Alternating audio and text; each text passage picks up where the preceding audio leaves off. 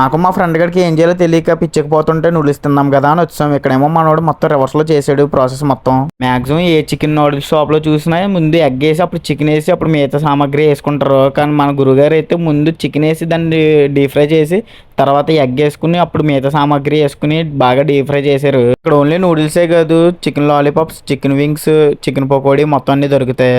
ఇంక నూడిల్స్ మొత్తం బాగా రోస్ట్ చేసి మన చేతిలో అయితే పెట్టేశారనమాట. ఫ్రెండ్ గడ అయితే హాఫ్ చెప్పుకున్నాడు, నేను ఏదో పెద్ద తినేసి పోటుకల్లాగా ఫుల్ అయితే చెప్పుకున్నాను. క్వాంటిటీ అయితే మామూలుగా రాలేదు, ఫుల్కి అయితే చాలా ఎక్కువ వచ్చింది. ఇంక నేను ఒక్కడనే తినగలనా తినలేనా అంటూనే టేస్ట్ అయితే చూసాను అనమాట. టేస్ట్ అయితే బాగానే ఉంది. ముక్కకి అయితే అన్ని రకాల మసాలాలు అయితే అంటుకున్నాయి అనమాట. ఇంకెక్కడైతే షేర్వా డబ్బా అయితే కనిపించింది. ఇందులో ముక్కలు ఉన్నాయో లేదనుకుంటా ఏరుకుంటా చూశాను, కానీ ముక్కలు అయితే లేవు. అందుకనే గ్రేవీ అయితే వేసుకున్నా. గ్రేవీ అయితే స్మూత్ గా ఉంది భయ్య. నార్మల్ గా బయట పెద్దగా టమాటా సాస్ అయితే టేస్ట్ ఉండవు, కానీ వీళ్ళైతే ఓన్ గా తయారు చేశారనుకుంటా. అందుకని బాటిల్లో ఉందని టేస్ట్ చేసా, బాగానే ఉంది.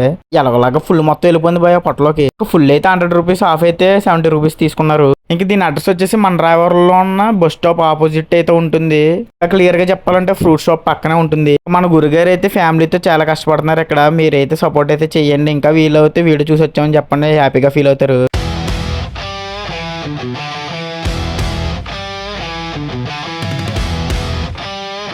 Thank you.